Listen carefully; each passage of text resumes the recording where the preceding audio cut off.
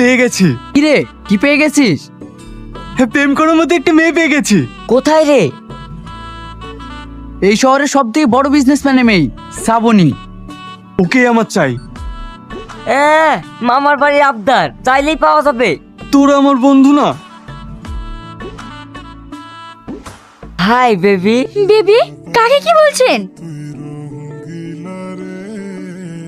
কি ব্যাপার, মেয়েগুলোকে এইভাবে ডিস্টার্ব করছিস কেন? তাতে তোর বাপের কি? গুরুর মেয়েটাকে পছন্দ হয়েছে, আর এখানে এসে বেশি দাদাগিরি দেখাবিনি। চল চল এখান থেকে।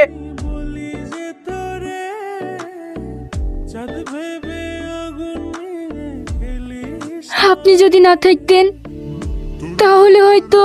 না না, এটা তো আমার কর্তব্য। কাল একটু দেখা করতে পারবে? কোথায়? ক্যাফেতে। ওকে।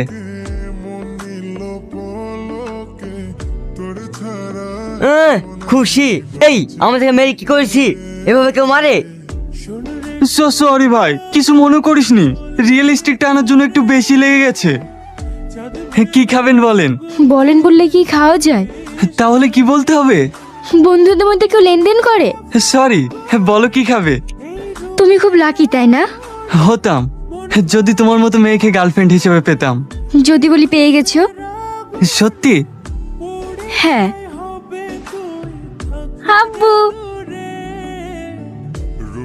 বসো বাপ।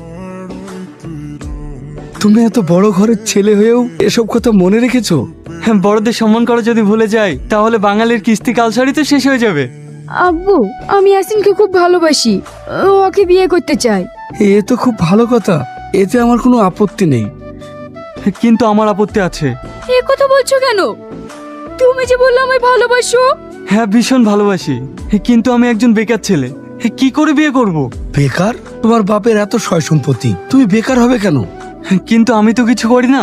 তোমার মানবতা দেখে আমার খুব ভালো লাগলো। তোমার যদি কোনো আপত্তি না থাকে তাহলে আজ থেকে আমার কোম্পানির ম্যানেজার ডিরেক্টর হয়ে থাকবি। না না, এতে আমার কোনো আপত্তি নেই। তাহলে তো খুবই ভালো। আমি যত তাড়াতাড়ি পারি তোমাদের বিয়ের কাজটা সেরে ফেলবো।